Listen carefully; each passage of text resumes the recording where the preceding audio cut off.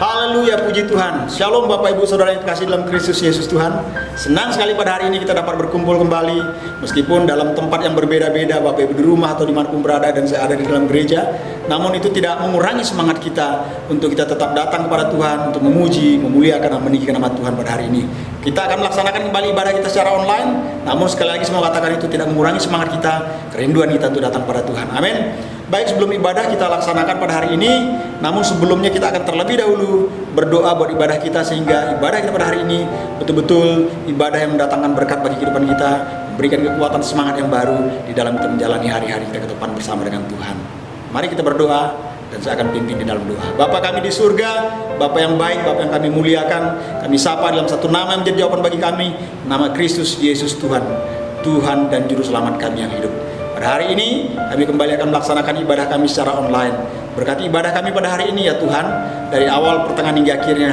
Dan biarlah ibadah kami ini kembali hanya untuk hormat, kemuliaan dan kebesaran bagi nama Tuhan kami Yesus Kristus. Berkati semua yang terlibat dalam pelayanan, dan berkati setiap umat Tuhan yang mengikuti ibadah secara online dalam tayangan video yang bagian pada hari ini. Tuhan memberkati, Tuhan mengurapi. Dan dalam ibadah kami pada hari ini, segala intimidasi iblis dalam bentuk apapun yang mengacau, mengganggu kami, dalam kami konsentrasi kami beribadah, kami tolak patahkan di dalam nama Yesus. Tapi Tuhan tutup bungkus kami kuasa Tuhan, malaikat Tuhan magar membentengi, dan hadirat Tuhan melingkupi kami, Roh Kudus menaungi kami, sehingga betul-betul dalam ibadah hari ini kami boleh mendapatkan berkat, yaitu kekuatan, damai, sejahtera, sukacita, semangat yang baru kepada Tuhan. Terima kasih Tuhan, berkati semua yang melayani. Mari Tuhan pakai semakin hari semakin heran untuk kemuliaan bagi nama Tuhan, dan berkati juga sampai kami menyampaikan firman-Mu. Mari Tuhan memberkati, mengurapi juga. Terpujilah nama Tuhan. Dalam nama Yesus kami siap melaksanakan ibadah pada hari ini. Haleluya. Amin. Haleluya Yesus. Terima kasih buat hari ini Tuhan. Kau yang layak disembah, Engkau yang layak dipuji. Kami mau datang kepadamu dengan segala pujian dan ucapan syukur kami kepadamu Tuhan. Dan percaya ada kuasa yang bekerja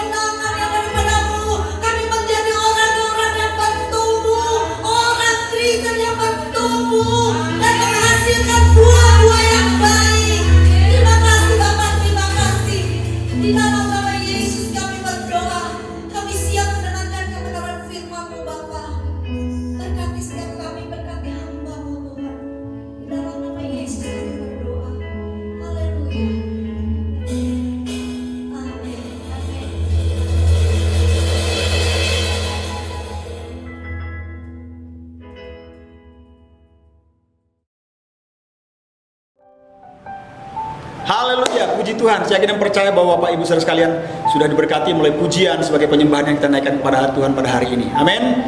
Baik Bapak Ibu, saatnya kita kembali akan belajar bersama-sama firman Tuhan. Mari siapkan hati, siapkan pikiran Bapak Ibu untuk fokus menerima berkat firman Tuhan, sehingga firman Tuhan ini menjadi kekuatan, semangat, bahkan firman Tuhan ini yang dapat menuntun hidup kita untuk kita tetap berjalan di dalam jalan kebenarannya Tuhan.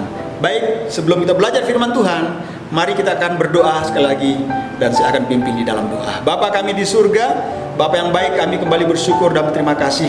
Kami yakin dan percaya bahwa pada hari ini kami boleh diberkati, dikuatkan melalui pujian penyembahan yang kami naikkan. Dan tidak hanya itu, bahkan kami juga akan dikuatkan melalui kebenaran firman Tuhan yang akan kami dengarkan dan kami terima pada hari ini. Oleh karena itu, berkati setiap kami, biarlah kami memberikan hati kami, memberikan pikiran kami untuk fokus tertuju pada kebenaran firman Tuhan, dan kami mempersiapkan tanah hati kami yang subur, sehingga benih firman Tuhan ditabur di tanah hati kami, dan benih firman Tuhan boleh berakar, bertumbuh, dan kami boleh menghasilkan buah-buah kehidupan yang mempermuliakan nama Tuhan. Berkati setiap kami, hamba yang akan menyampaikan dalam segala kekurangan kelemahan hamba yang terbatas. Mari kiranya Tuhan yang menyempurnakan, Tuhan yang berkarya, Tuhan memakai. Dan jemaat Tuhan atau umat Tuhan yang mendengarkan, mari Tuhan memberkati juga. Sekali lagi, kami siap belajar firman Tuhan pada hari ini. Segala intimidasi iblis dalam bentuk apapun yang ingin mengganggu konsentrasi kami belajar firman Tuhan, kami tolak, patahkan, hancurkan di dalam nama Tuhan Yesus. Biarlah Roh Kudus melingkupi kami, Roh Kudus menaungi kami, memberikan hikmat yang dari surga, pengertian, pemahaman yang baru. Terpujilah nama Tuhan.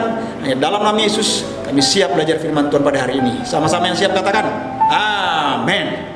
Baik, firman Tuhan pagi hari ini yang akan kita pelajari bersama-sama, saya beri judul nature. Sekali lagi, nature. Diambil dari kitab Yohanes pasal yang ketiga ayat pertama sampai ayat yang ke-8.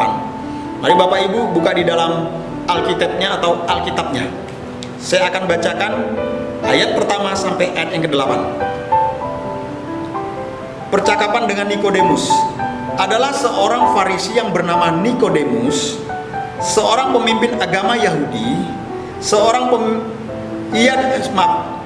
adalah seorang Farisi yang bernama Nikodemus, seorang pemimpin agama Yahudi. Ia datang pada waktu malam kepada Yesus dan berkata, "Rabi, kami tahu bahwa engkau datang sebagai guru yang diutus Allah. Sebab tidak ada seorang pun yang dapat mengadakan tanda-tanda yang engkau adakan itu, jika Allah tidak menyertainya." Yesus menjawab, katanya, "Aku berkata kepadamu, sesungguhnya jika seorang tidak dilahirkan kembali, ia tidak dapat melihat kerajaan Allah." Kata Nikodemus kepadanya, "Bagaimanakah mungkin seorang dilahirkan kalau ia sudah tua? Dapatkah ia masuk kembali ke dalam rahim ibunya dan dilahirkan lagi?" Jawab Yesus, "Aku berkata kepadamu, sesungguhnya jika seorang tidak dilahirkan dari air dan roh, ia tidak dapat masuk ke dalam kerajaan Allah. Apa yang dilahirkan dari daging adalah daging, dan apa yang dilahirkan dari roh adalah roh. Janganlah engkau heran, karena aku berkata kepadamu, kamu harus dilahirkan kembali. Angin bertiup kemana ia mau, dan engkau mendengar bunyinya, tetapi engkau tidak tahu dari mana ia datang atau kemana ia pergi. Demikianlah halnya dengan tiap-tiap orang lahir dari roh." Amin. Mulai pembacaan firman Tuhan ini, saya mau menjelaskan sedikit tentang nature ini, karena banyak kita pengertian kita nature atau natural itu kan alami. Tapi saya lihat, saya browsing di Google, di dalam kamus bahasa Inggris terjemahan Indonesia, dikatakan nature di situ adalah kata benda, yaitu watak, sifat dasar, macam, jenis, usul, pembawaan, pekerti, alam, perangai, bawaan, kodrat. Nah, inilah yang namanya nature. Jadi kesimpulan dari nature adalah watak. Arti lain dari nature juga dikatakan adalah sifat dasar. Jadi nature yang kita akan pelajari bersama-sama pada pagi hari ini melalui firman Tuhan ini berbicara tentang watak, tabiat atau sifat dasar kita sebagai manusia. Nah, di dalam Yohanes pasal 3 pertama ini, Yesus membahas salah satu ajaran dasar dari iman Kristen kita yang berbicara tentang pembaharuan atau berbicara tentang kelahiran rohani. Tanpa kelahiran rohani, dikatakan di sini, atau tanpa kelahiran baru, maka seseorang tidak akan mungkin dapat melihat kerajaan Allah, dikatakan oleh firman Tuhan, yaitu menerima kehidupan kekal dan keselamatan melalui Kristus Yesus Tuhan. Ada beberapa hal yang merupakan fakta-fakta penting mengenai kelahiran baru ini. Yang pertama, pembaharuan adalah penciptaan kembali dan perubahan sifat seseorang oleh Allah yang menjadikan orang tersebut menjadi anak Allah atau menjadi ciptaan baru dan tidak hidup sesuai dengan dunia lagi, namun kini dikatakan diciptakan menurut kehendak Allah di dalam kebenaran dan di dalam kekudusan Yesus. Efesus 4 ayat 24. Yang kedua, bahwa pembaharuan itu diperlukan karena terlepas dari Kristus Yesus, dikatakan bahwa semua orang dengan sifat-sifat dasar atau sifat-sifat bawaannya adalah berdosa. Nah, karena berdosa ini maka tidak mungkin dikatakan seseorang atau manusia itu dapat taat dan berkenan kepada Allah. Efesus 2 ayat 3. Hal yang ketiga, pembaharuan itu dialami oleh orang-orang atau dialami oleh mereka yang bertobat dari dosa-dosa mereka dan berbalik kepada Allah, bertobat dari kejahatan mereka kepada Allah, berbalik. Nah, lalu beriman kepada Yesus Kristus sebagai Tuhan dan juru selamat pribadi mereka. Yohanes 1:12. Yang keempat, dikatakan bahwa pembaharuan itu meliputi peralihan dari hidup yang lama yang berdosa penuh dengan kejahatan kepada kehidupan yang baru, yaitu hidup yang penuh dengan ketaatan, ketundukan kepada Kristus. Efesus 3 ayat yang ke-10. Kemudian yang kelima, dikatakan bahwa orang yang sudah dilahirkan oleh Allah tidak akan memiliki gaya hidup yang berdosa. Akhirnya orang yang sudah lahir baru, yang masuk dalam pertobatan dalam Yesus Kristus, tentunya orang tersebut tidak lagi memiliki gaya hidup yang berdosa. Melainkan apa? Melainkan mereka akan memiliki kerinduan yang sungguh-sungguh dan berusaha dengan sungguh-sungguh untuk menyenangkan hati Allah, untuk menyenangkan hati Tuhan, serta dikatakan menghindari berbagai macam dosa dan kejahatan di dalam kehidupannya. Nah, Bapak Ibu Saudara yang kekasih dalam Kristus Yesus Tuhan, hal ini hanya dapat dicapai oleh kasih karunia yang diberikan oleh Allah kepada orang-orang beriman, orang-orang percaya, itu saudara dan saya, melalui Yesus Kristus. Melalui hubungan yang terus berkesinambungan, terus menerus dengan Yesus, serta ketergantungan hidup kita kepada Roh Kudus. Roma 8 ayat 2 sampai ayat yang ke-14, yaitu dimana kita hidup baru, tidak lagi mengikuti keinginan-keinginan atau gaya hidup yang berdosa, sehingga kerinduan kita adalah kerinduan sungguh untuk berusaha menyenangkan hati Allah, menyenangkan hati Tuhan, dengan menghindari, menjauhi segala macam hal yang berbau dosa. Dan kita dapat melakukan ketika kita mencapai itu karena kasih karunia yang diberikan oleh Allah kepada kita, orang percaya, orang beriman di dalam Kristus Yesus Tuhan. Yang keenam,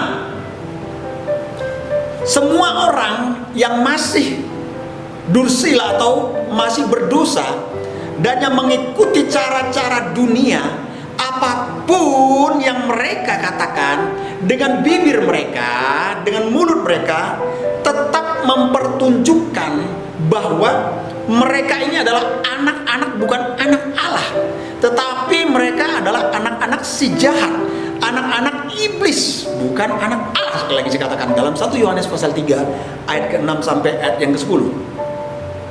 Yang ketujuh,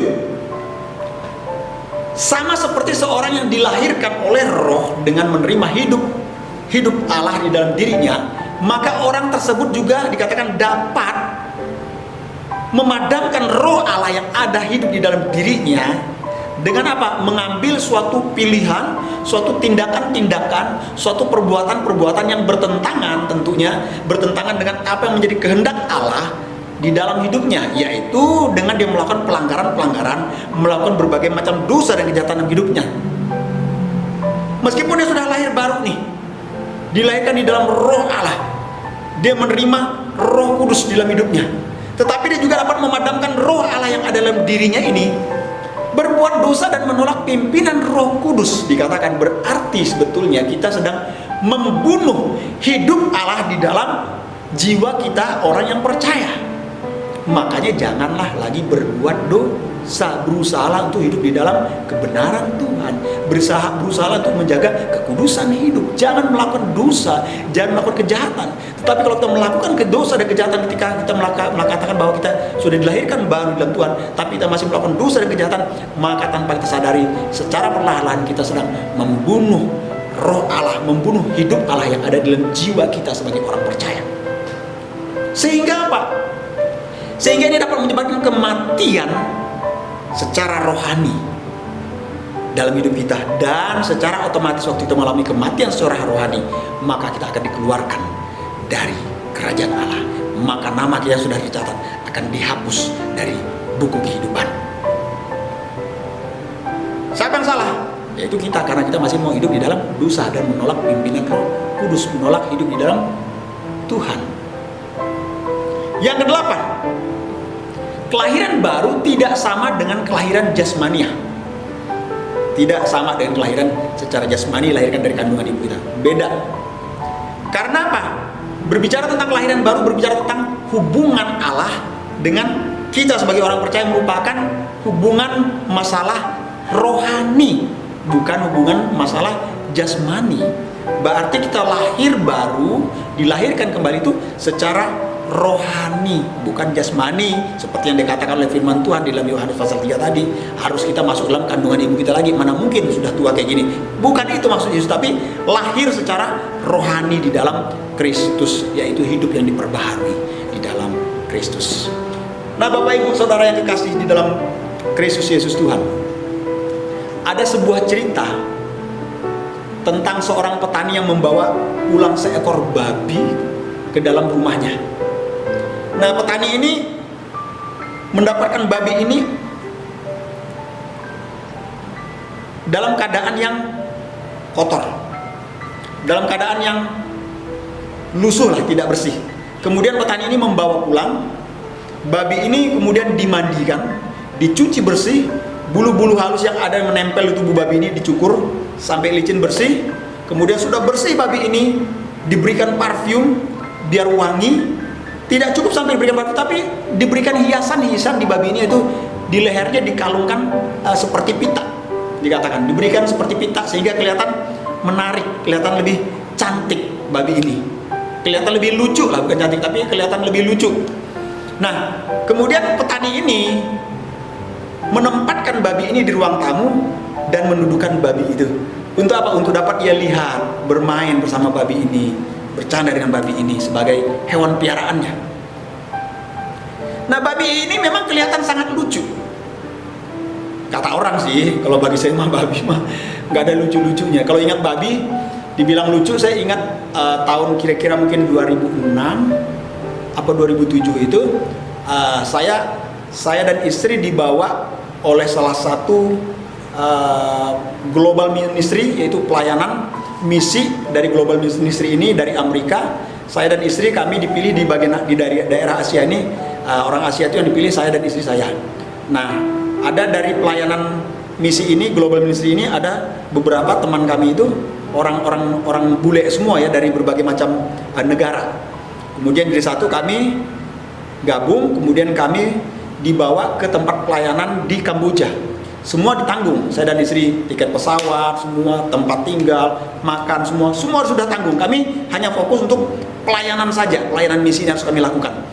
Nah, waktu di Kamboja itu ada di salah satu panti asuhan, di mana kami datang berkunjung pelayanan di panti asuhan tersebut. Nah, di panti asuhan ini ada satu tanah yang cukup besar di belakang dari panti asuhan ini, dan ternyata itu tanah dari panti asuhan tersebut. Nah, panti asuhan ini mereka memiliki perkebunan, meskipun nggak besar, kecil perkebunan. sayur-sayuran apa semua untuk kebutuhan mereka juga menunjang di dalam kehidupan mereka di dalam panti asuhan ini. Nah, ternyata tidak hanya perkebunan, tetapi situ ada juga peternakan.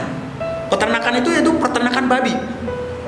Nah, tapi peternakan babi ini mereka rapi, mereka bersih cara menatanya. Limbah atau kotoran dari babi ini ditampung dalam salah satu tempat. Jadi septic tanknya, ada septic tanknya. Nah, dari septic tank ini nanti dialirkan sehingga keluar menjadi gas. Nah, dari gas ini dipakai untuk kebutuhan rumah tangga juga, untuk mereka memasak. Mereka mengolah itu hebat dari panti asuhan ini. Nah, bahkan mungkin dari limbah itu juga dipakai untuk menjadi pupuk bagi tanaman yang ada sehingga subur kelihatannya. Nah, Bapak Ibu, yang di sini yang saya mau ceritakan bahwa pada saat itu saya dan istri masuk beserta tim ini, kami melihat di peternakan babi ini ada begitu banyak babi yang begitu besar-besar. Mungkin beratnya mungkin sekitar bisa 300 sampai 500 kilo atau mungkin lebih, ya nggak tahu lah. Saya nggak tahu ukuran beratnya, tapi yang jelas besar sekali babinya. Saya lihat besar, saudara, benar besar banget tuh babi. Kemudian babi ini punya anak-anak, anaknya masih kecil-kecil sebesar-besar gini, tapi bersih. Waktu diambil oleh petugasnya yang merawat itu, kemudian dikasih ke istri saya pegang. Lucu memang babinya itu, agak-agak pink. Cuman yang saya tidak suka yang mulutnya ini, moncongnya ini seperti itu. Saya nggak suka. Memang lucu babinya, tapi bersih, nggak bau. Kenapa? Mungkin perawatannya itu, pemeliharaan yang dalam peternakan itu pintar, mereka bagus, sehingga tidak ada yang namanya tercium bau daripada kotoran babi. Waktu kami masuk belakang, kami nggak menyangka bahwa itu peternakan babi. Kalau kita lihat di Bali ini kan ada terkadang orang ternak babi di belakang rumahnya, tapi mereka nggak mengerti mengolah limbahnya itu. Akhirnya kadang mereka buang asal aja, dialirkan ke got atau ke sungai-sungai kecil, sehingga terkadang siang hari itu bau daripada limbah babi ini menguap sehingga terkena orang yang ada di sekitarnya. Memang nggak semua, tapi ada beberapa yang saya lihat, saya alami di mana tempat saya tinggal saat ini. Dekat, tidak jauh dari rumah itu ada. Nah, tapi di sini dikatakan bahwa petani ini membawa babi ini pulang ke rumah, dibersihkan, dirawat dengan baik, diberikan parfum, dipasangkan pita sehingga kelihatan lucu. Kelihatan babi ini sangat baik, lucu. Tetapi ketika sang petani ini lengah terhadap babi ini, ketika dia membuka pintu rumahnya dengan lebar, dia lengah dengan babi yang ada di ruang tamu yang ditempatkan oleh petani ini, babi ini. Tiba-tiba babi ini lari keluar. Waktu babi ini lari keluar, dia mencari yang namanya kubangan, atau dia mencari yang namanya comberan. Dia melompat ke dalam comberan atau dalam kubangan tersebut, berguling-guling dengan senangnya, dengan sukacitanya. Dia berguling dalam kubangan, sehingga apa?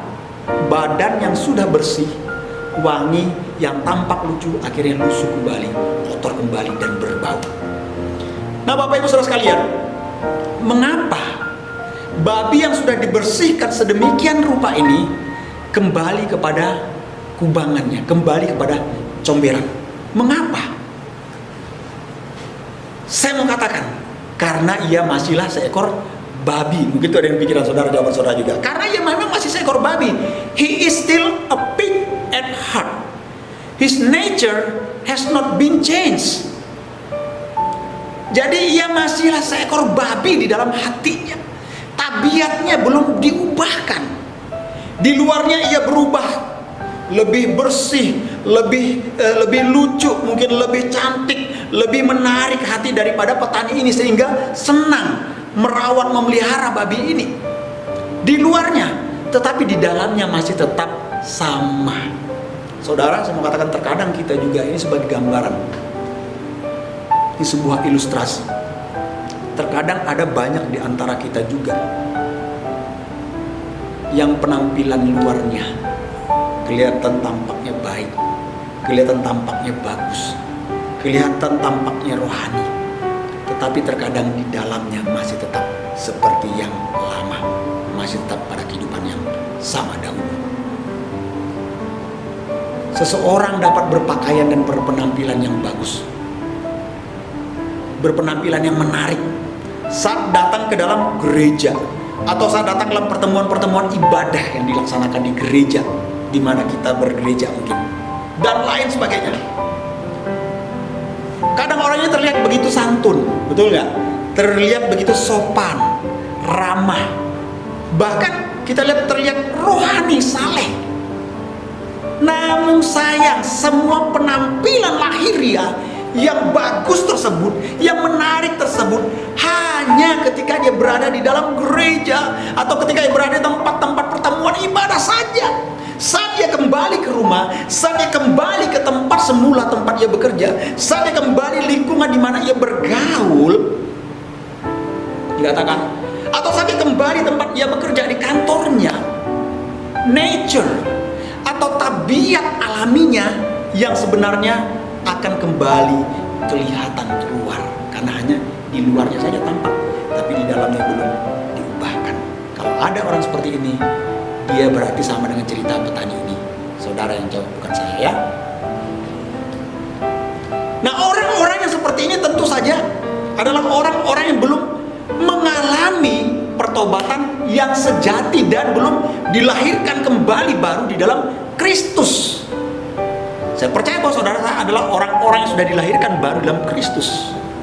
Dan saudara bukanlah orang yang saya ceritakan di dalam cerita petani tadi. Orang-orang yang seperti ini tentu saja belum mengalami yang namanya pertobatan sejati di dalam hidupnya, dan dia belum betul-betul dilahirkan kembali di dalam Kristus. Sebab jikalau seseorang benar-benar dilahirkan kembali, maka dikatakan nature-nya itu akan berubah. Kalau saudara dan saya betul-betul sudah dilahirkan kembali di dalam Kristus, diperbaharui di dalam Yesus, maka tabiat kita yang lama itu diubahkan memiliki tabiat atau nature yang baru di dalam Kristus. Amin. Jadi orang yang lahir baru, saya mau katakan, orang yang lahir baru pertama akan mengalami yang namanya perubahan hidup dari dalam keluar.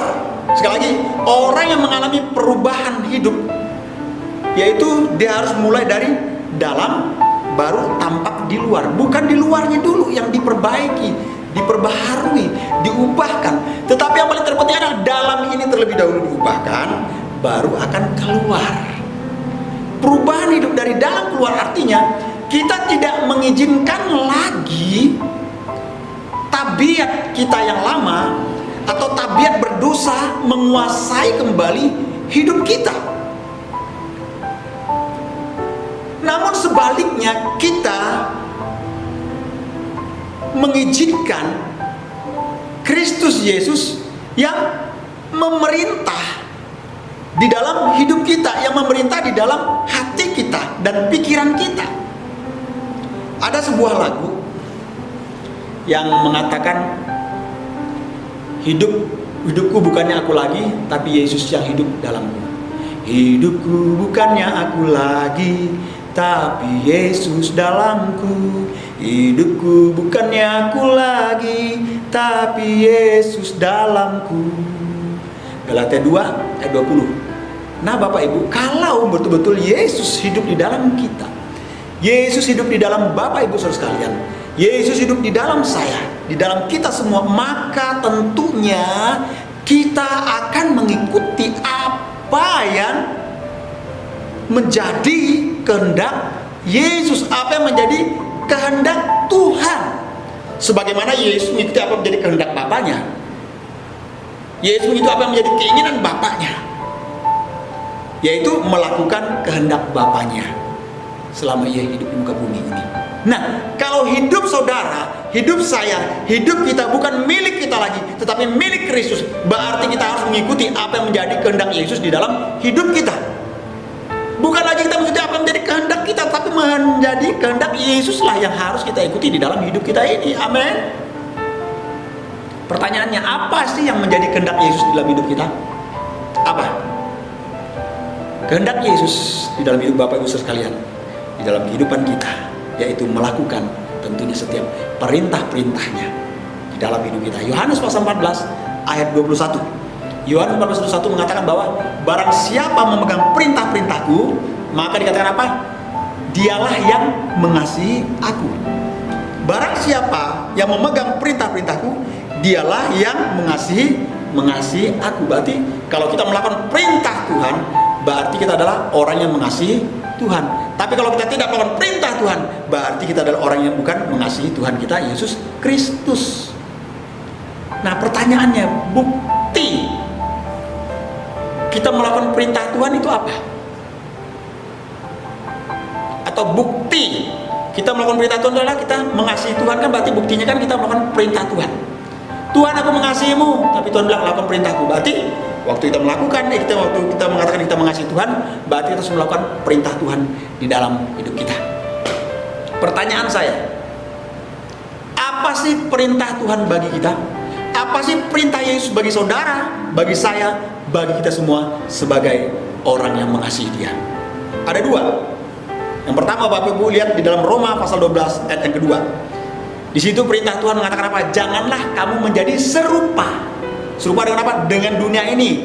Tetapi dikatakan berubahlah oleh pembaharuan budimu, sehingga kamu dapat membedakan, dan seterusnya dan seterusnya.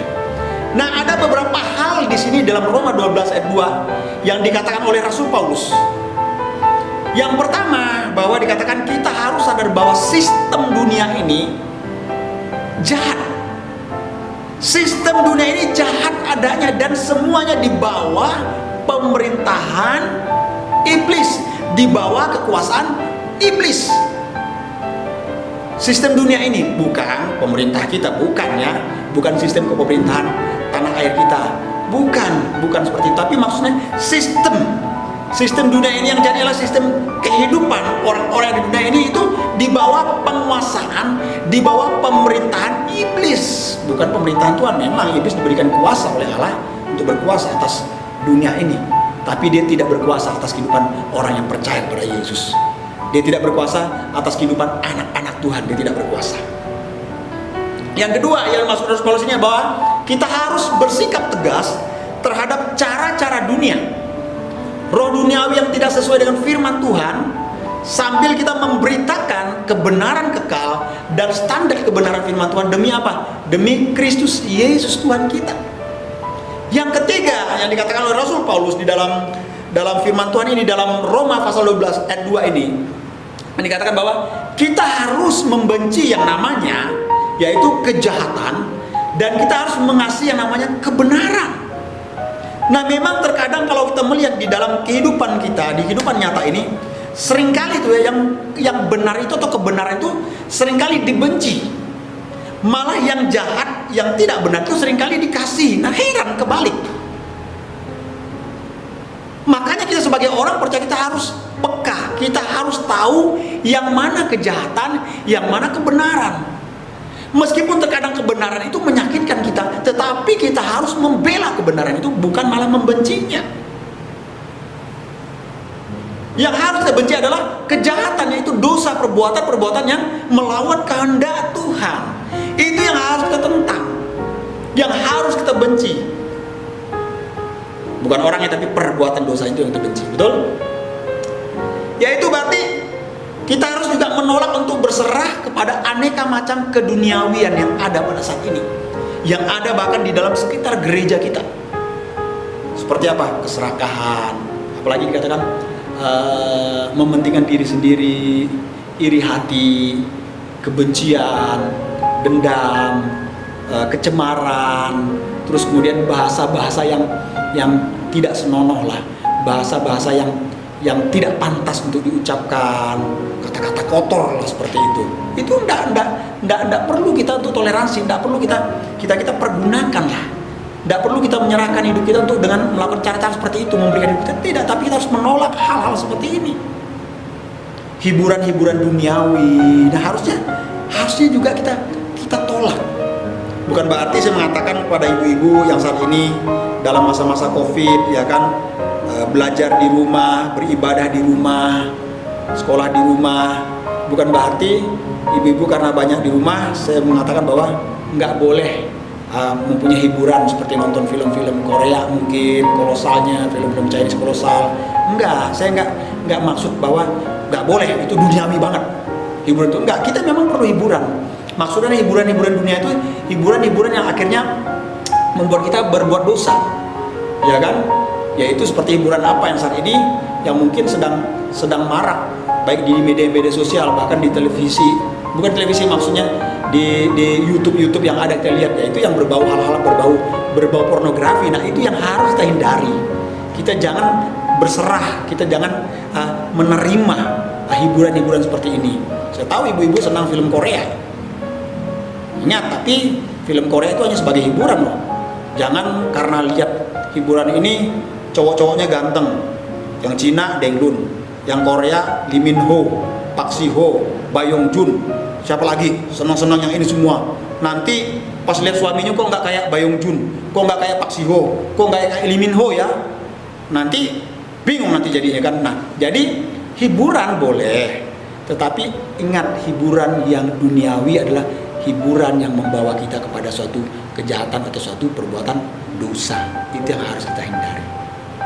Saya nggak melarang ibu-ibu nonton TV, nonton sinetron. Saya nggak melarang ibu-ibu nonton film-film Korea, film kolosal sebagainya. Tak jadi masalah, tonton aja. Sementara selagi itu memang betul-betul tidak apa istilahnya, tidak sesuatu yang akhirnya membawa kita kepada suatu dosa, baik dosa pikiran, baik dosa mata, baik dosa hati. Nah itu harus hati-hati kita, ya Bapak Ibu ya, saudara sekalian ya. Kemudian apalah? Yaitu dikatakan juga bahwa pakaian-pakaian yang tidak sopan, kedursilaan, narkotika, minuman keras dan lain sebagainya. Nah, pakaian-pakaian yang tidak sopan ini kita harus hati-hati di dalam berpenampilan. Makanya dikatakan bahwa saat ini kalau kita melihat, bukan dikatakan, tapi saat ini kalau kita melihat ada banyak di dalam gereja, memang tidak semua gereja, mungkin aja beberapa gereja lah. Ada di dalam gereja-gereja tertentu tuh kadang kalau kita melihat tuh ada banyak anak-anak Tuhan yang mengaku dirinya orang percaya, tetapi waktu ketika datang beribadah kepada Tuhan, mereka berpenampilan seperti bukan beribadah kepada Tuhan, tapi berpenampilan seperti mereka pergi ke tempat-tempat yang duniawi, yaitu tempat-tempat hiburan, diskotik, bar. Bayangkan penampilan baju kayak pakai tank top satu tali, celana pendek mungkin pakai baju yang panjang, gaun, tetapi yang belahannya maaf sampai tinggi ke atas. Nah ini harus hati-hati. Kita harus berpenampilan atau berpakaian yang sopan, jangan tidak sopan. Makanya jangan salahkan kalau orang-orang yang tidak mengenal Tuhan atau kita sebut itu orang-orang dunia, waktu melihat kita datang beribadah ke gereja, tapi mereka melihat penampilan kita, mereka mengatakan dia pergi ke diskotik bukan ke gereja. Jadi gereja jadi dibilang seperti tempat diskotik, apalagi kalau gereja penuh dengan lampu-lampu segala macam. Itu nggak salah lampu-lampu, musiknya nggak salah. Tapi yang membuat salah pandangan orang tentang apa waktu kita datang beribadah kepada Tuhan, kita berpenampilan yang tidak sopan datang ke hadirat Tuhan. Nah kita harus hati-hati di dalam berpakaian berpenampilan. Kita harus nggak perlu yang baru, nggak perlu yang bagus lah, enggak lah. Yang penting rapi dan bersih. Kalau ada baju yang bagus, Bapak Ibu punya bagus tapi rapi, nah itu nggak jadi saya pakai aja, nggak jadi masalah. Saya jemaat di gereja, nggak pernah saya mengharuskan harus pakai kemeja, pakai dasi, celana memang harus celana kain, pakai sepatu pantofel, enggak. Bebas mau pakai celana jeans mau pakai sepatu kets mau pakai baju kaos berkerah atau tidak berkerah terserah, mau pakai kemeja terserah. Saya nggak melarang, yang paling penting apalah kita berpakaian dan berpenampilan yang sopan, rapi dan bersih itu, karena kita datang menghadap pada Tuhan, sehingga tidak menjadi batu sandungan bagi orang-orang yang di luar sana, sehingga tidak bilang kita pergi ke tempat diskotik, tapi kita pergi datang beribadah menghadap kepada Tuhan. Malu kita melihat saudara-saudara kita yang lain, mereka waktu datang beribadah mereka rapi, mereka sopan dengan penuh penuh rasa hormat kepada Tuhan mereka. Apalagi kita, Tuhan kita yang hidup, harus kita menaruh rasa hormat, harus menaruh rasa takut dan gentar kepada Tuhan kita. Berpenampilan yang baik itu nggak jadi masalah. Bapak ibu mau pakai eyeshadow, pakai apa, make up semua, lipstick semua, pakai anting-anting semua gelap, terserah pakai, yang penting penampilannya rapi, bersih, baik, sopan. Itu yang paling penting. Nah kan? Makanya kita harus membenci yang namanya segala macam dosa dan kejahatan, tetapi kita harus mengasihi yang benar. Nah, Bapak Ibu, yang keempat saya mau katakan bahwa pikiran kita, dikatakan oleh Rasul Paulus di dalam Roma ini, bahwa kita harus selaras dengan apa? Dengan pikiran Allah, dengan pikiran Kristus, Nah, bagaimana caranya kita membuat pikiran kita ini menjadi selaras dengan pikiran Kristus? Caranya adalah dengan apa? Dikatakan oleh firman Tuhan, kita harus dengan cara membaca firman Tuhan serta merenungkan firman Tuhan siang dan malam. Ada lagunya juga mengatakan, ku renungkan firman-Mu siang dan malam, ku pegang perintah-Mu dan ku lakukan. Engkau tahu ya Tuhan, tujuan hidupku hanyalah untuk menyenangkan hati-Mu. Jadi pikiran kita, hati kita, hidup kita harus selaras dengan pikiran Tuhan dan hati Tuhan. Bagaimana caranya untuk menyelaraskan itu? Yaitu baca firman Tuhan dan renungkan firman Tuhan siang dan malam, dan aplikasikan atau terapkan firman Tuhan di dalam kehidupan kita setiap hari. Itulah namanya kita sedang membuat pikiran Tuhan, membuat pikiran kita, hati kita selaras dengan pikiran Tuhan. Amin. Yang kedua, Matius 28 ayat 19 sampai 20. Kalau kita mengasihi Tuhan, maka kita akan melakukan perintah-perintahnya. Sebagaimana firman Tuhan katakan, barang siapa yang mengasihi aku, dia akan melakukan perintah-perintahku. Nah, perintah Tuhan yang kedua apa? Perintah Tuhan yang kedua adalah Matius 28 ayat 19 sampai 20. Bapak Ibu pasti sudah hatam dah, sudah hafal hari ini. Yaitu kita harus membawa kabar baik atau kita memberitakan Injil Kristus kepada segala makhluk sampai ke ujung bumi. Tidak perlulah saudara pergi sampai ke ujung bumi jauh-jauh. Beritakan Injil di ujung rumah saudara aja, atau tetangga saudara, itu penting, perlu. Atau teman kantor saudara, sebangku saudara, atau di ujung bangku saudara. Saudara beritakan Injil keselamatan dalam Kristus Yesus. Kalau saudara beritakan nanti bukti bahwa saudara mengasihi Tuhan, yaitu dengan apa? Melakukan perintah Tuhan. Salah satunya perintah Tuhan Matius 28 19 sampai 20. Pertanyaannya saya, selama saudara hidup sampai usia saudara sekarang ini, sudah berapa banyak jiwa saudara bawa datang kepada Tuhan? Sudah berapa banyak jiwa, saya bertanya. Jawabannya apa saudara? Kalau belum, hari ini saudara berdoa minta Tuhan berikan kemampuan, kekuatan bagi saudara, keberanian, dan minta Tuhan untuk berikan hikmat bagi saudara untuk berbicara itu apa? Membawa jiwa datang kepada Tuhan, memenangkan jiwa bagi Tuhan, menginjili, memberitakan Injil keselamatan dalam Kristus Yesus Tuhan. Minta kepada Tuhan. Nah, yang kedua ini, jadi perubahan itu tentunya dikatakan dari dalam ke luar.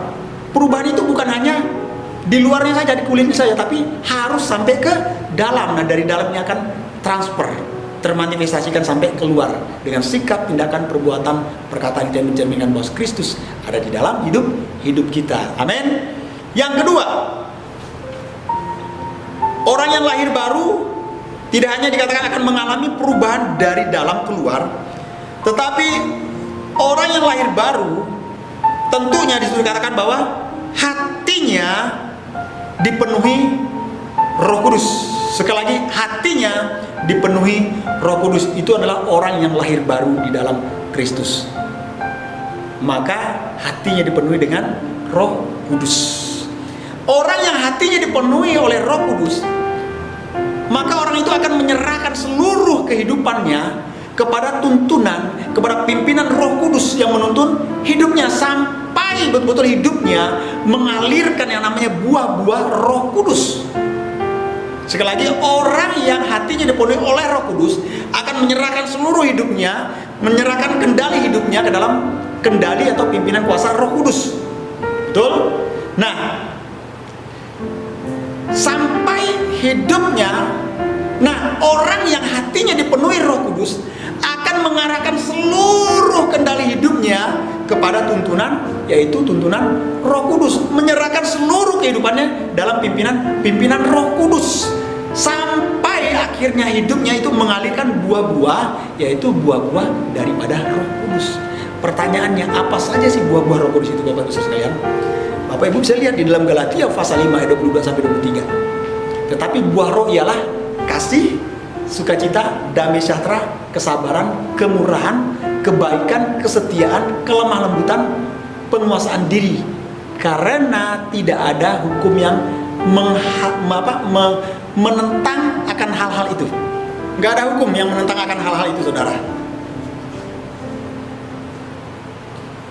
Nah, jadi memang kalau berbicara tentang mengasihi atau berbicara tentang kasih itu gampang ngomong, aku mengasihimu. Gampang. Tapi bagaimana kalau mengasihi orang yang membenci kita? Mengasihi orang yang menyakiti kita, mengasihi orang yang melukai kita, itu nggak mudah. Nah, disitulah kalau kita mengalami pertobatan yang sejati dalam Tuhan, kita mengalami suatu perubahan hidup yang signifikan atau perubahan hidup yang drastis di dalam Tuhan, atau mengalami perubahan hidup yang radikal di dalam Tuhan, maka kendali hidup kita ini betul-betul waktu dikendalikan oleh Roh Kudus, maka kita akan melahirkan yaitu buah-buah roh ini, yaitu salah satunya kasih. Meskipun kita dibenci, meskipun kita dimusuhi, kita tetap berusaha untuk mengasihi. Amin, saudara. Amin. Nah, tidak hanya berbicara tentang kasih, tapi sukacita. Apakah dengan kehadiran kita di tengah-tengah masyarakat, di tengah-tengah lingkungan di mana kita berada, di tengah-tengah gereja, apakah mendatangkan sukacita? Apakah mendatangkan damai sejahtera pada orang-orang yang ada di sekeliling kita? Kalau hidup kita dipimpin dan dikendalikan oleh Roh Kudus, harusnya itu mendatangkan sukacita, damai sejahtera bagi orang-orang yang ada di sekeliling kita. Itulah buah-buah roh itu. Apalagi kesabaran. Apakah kita orang yang sabar menghadapi dalam berbagai macam tantangan hidup, menghadapi dalam berbagai macam persoalan hidup? Apakah kita mau tetap bersabar, menunggu menanti pertolongan, menunggu menanti jawaban daripada Tuhan datang di dalam kehidupan kita?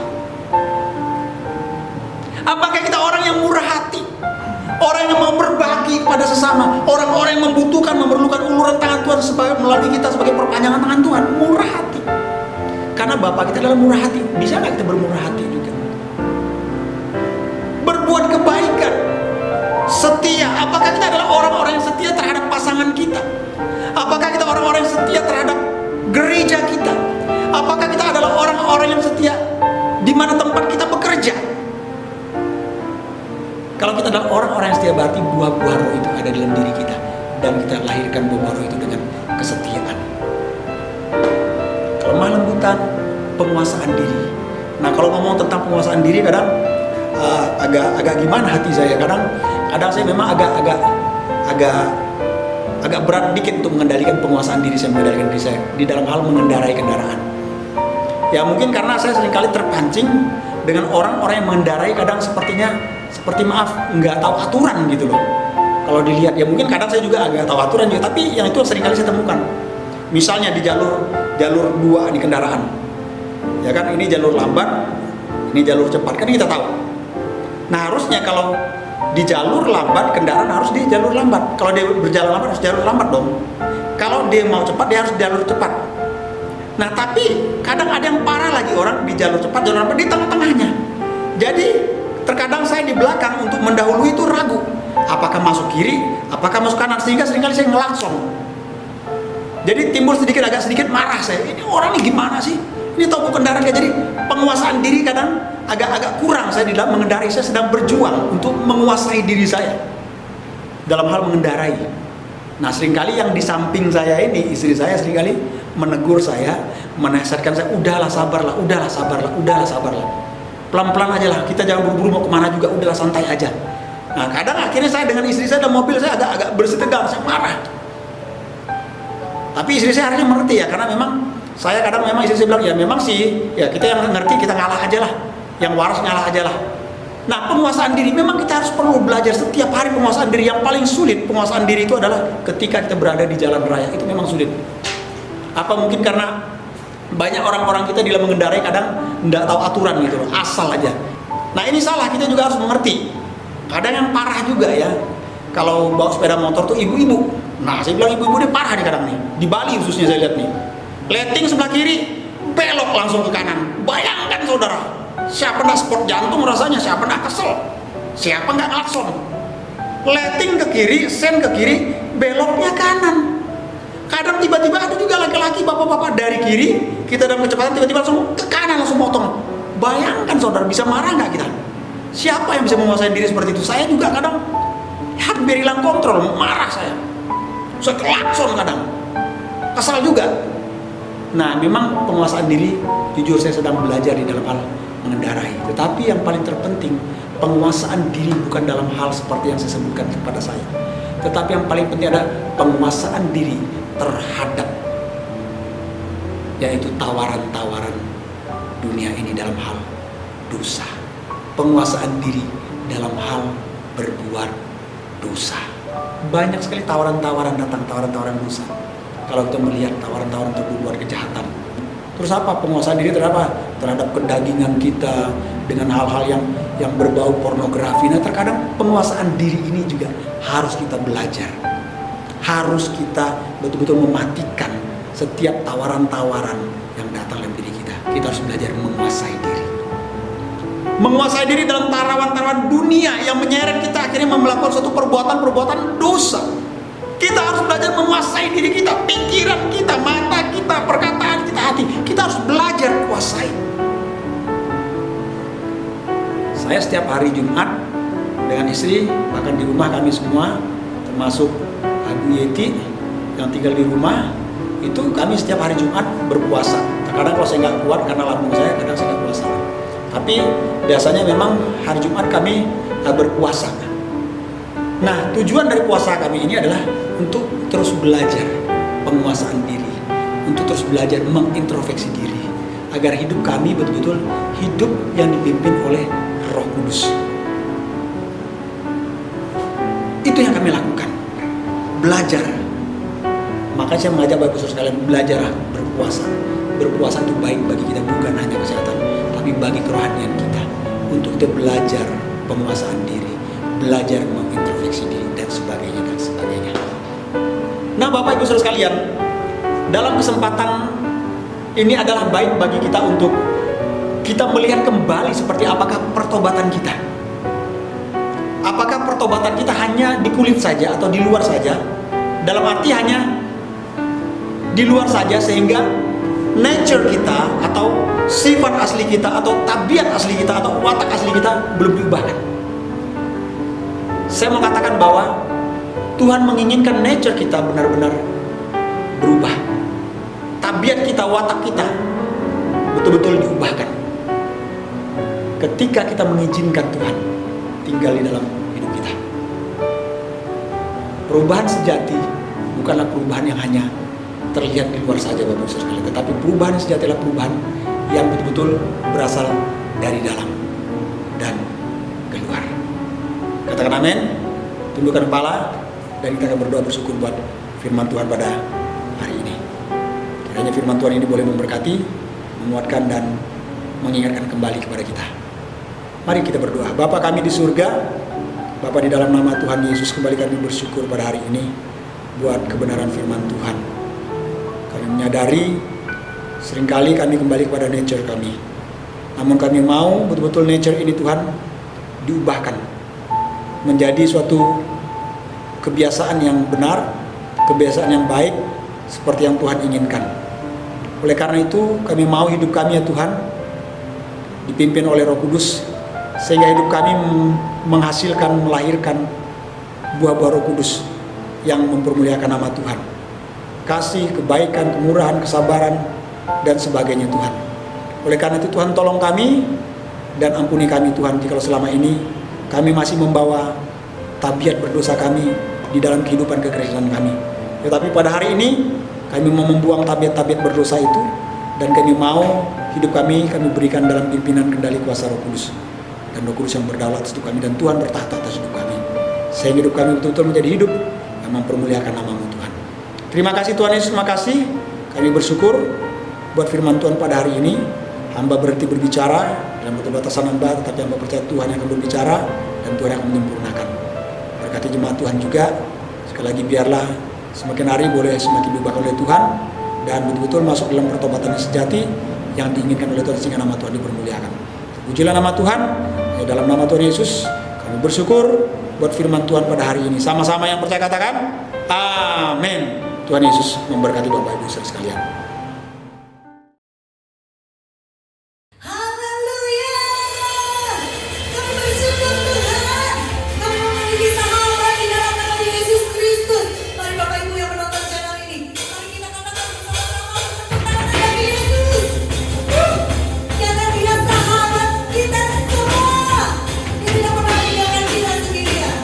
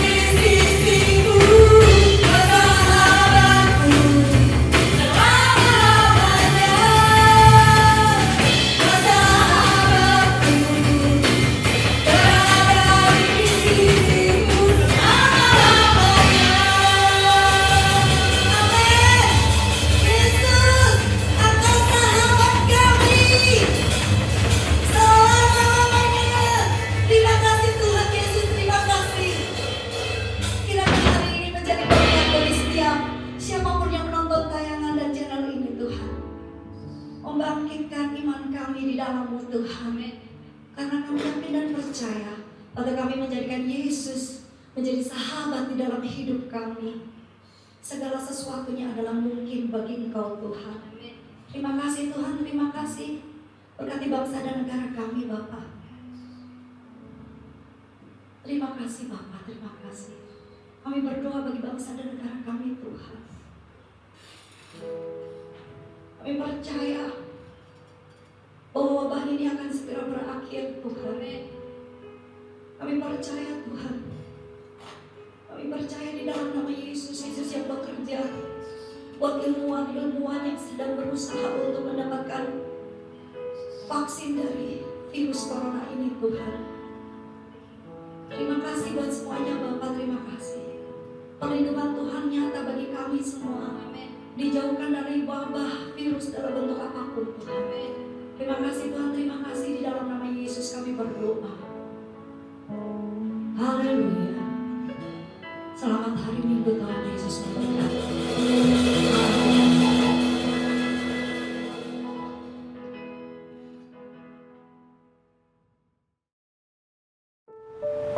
Haleluya, puji Tuhan.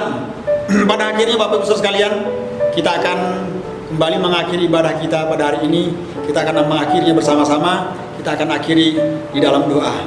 Oleh karena itu, saya percaya bahwa Bapak Ibu Saudara sekalian sudah diberkati melalui ibadah pada hari ini, baik melalui pujian dan penyembahan maupun melalui firman Tuhan yang kita pelajari bersama-sama pada hari ini. Mari kita akan akhiri, kita tundukkan kepala kembali dan saya akan memimpin Bapak Ibu sekalian di dalam doa. Mari kita berdoa. Bapa kami di surga, segala pujian syukur kami naikkan ke hadirat-Mu, karena hanya Bapa yang layak menerima pujian, pengagungan, penghormatan sampai selama-lamanya.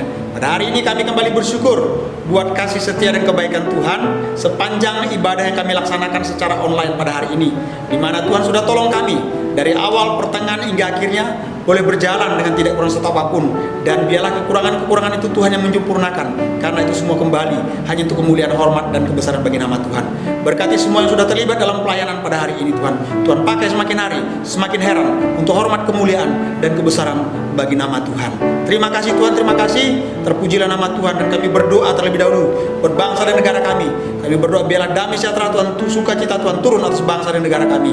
Dan kami berdoa biarlah hikmat Tuhan juga turun kepada pemimpin bangsa kami ini, dari presiden, wakil presiden, jajarannya.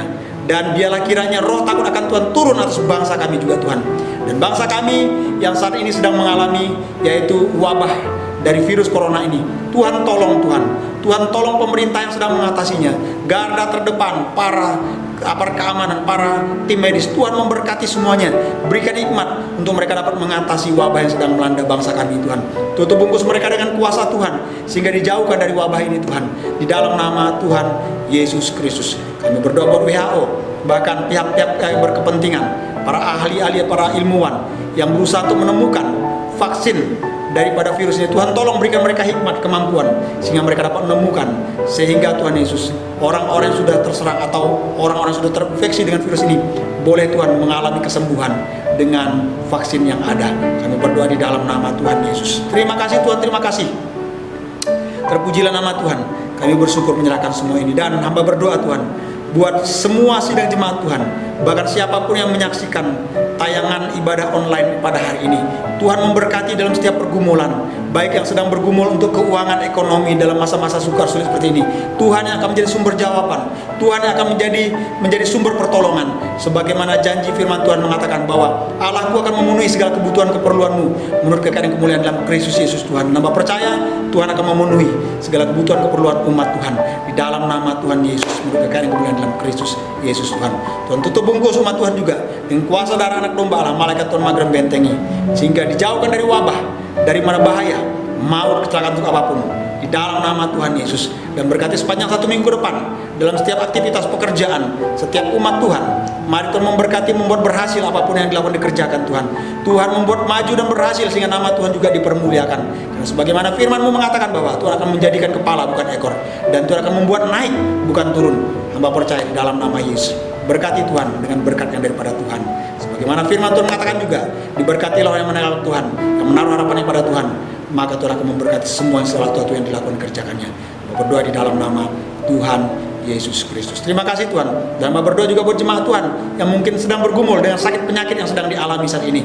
Mari Tuhan memberkati Tuhan, memberkati dengan kesembuhan yang daripada Tuhan. Dan biarlah firman-Mu mengatakan dengan bilur-bilur Yesus menjadi sembuh. Saat hari ini aku mau katakan sakit penyakit yang bersarang dalam tubuh Bapak Ibu Saudara sekalian, aku mau katakan disembuhkan dengan bilur-bilur Yesus. Terimalah dengan iman Bapak Ibu Saudara sekalian di dalam nama Tuhan Yesus. Terpujilah nama Tuhan. Dan pada akhirnya kami akan mengakhiri ibadah kami pada hari ini. Kami akhiri dengan doa berkat. Saudara, angkatlah kedua tangan saudara dan arahkanlah hati saudara kepada Tuhan. Tuhanlah penjagamu, Tuhanlah naunganmu.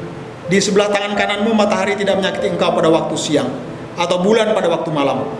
Tuhan akan menjaga engkau terhadap segala kecelakaan. Ia akan menjaga nyawamu.